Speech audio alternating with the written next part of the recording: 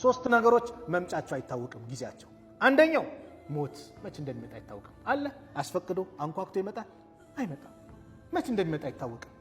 ሁለተኛው ቀደር የአላህ ውሳኔ አታውቀውም። ሶስተኛው ርዝቅ መች እንደሚመጣ አይታወቅም። የአልጋ ቁራኛ ሆነ ሆስፒታል ስተኛ ጉልበት ከርቶ ከዘራ ይዘህ መንቀሳቀስ አቅቶ ባለህበት ስትሰግድ በወጣትነት እድሜ አላህ ዘንድ ከተዋወቅ ጤነኛ ሆነ አላህ ዘንድ ከተዋወቅ አላህ መስጊድ መጥተህ የሰራውን ስራ እዛ ቤት ሆነ ስትሰራው ያንን አጅር አላህ ይጽፍልሃል። ወጣትነትን ተጠቀም እርጅና ከመምጣት በፊት።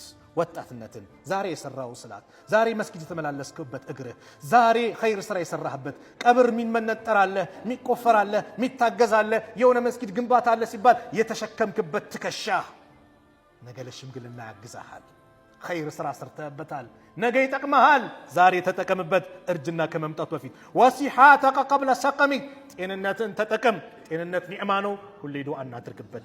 ያ አላህ ጤናችንን ጠብቅልን ብለን ዱዓ እናድርግ። ቀብለ ሰቀሚክ ከመታመምህ ከመያዝ በፊት ዛሬ ስራ። ጤነኛ ሆናል፣ ወደ መስጊድ ናበት፣ ተመላለስበት፣ ኸይር ቦታ ላይ አዘውትርበት። ፈራህ ትርፍ ጊዜን ተጠቀምበት፣ ነፃ ጊዜን ተጠቀምበት ቢዚ ከመሆን በፊት። ወጊናከ ቀብለ ፈቅሪክ ሀብትን ተጠቀምበት ድህነት ከመምጣቱ በፊት።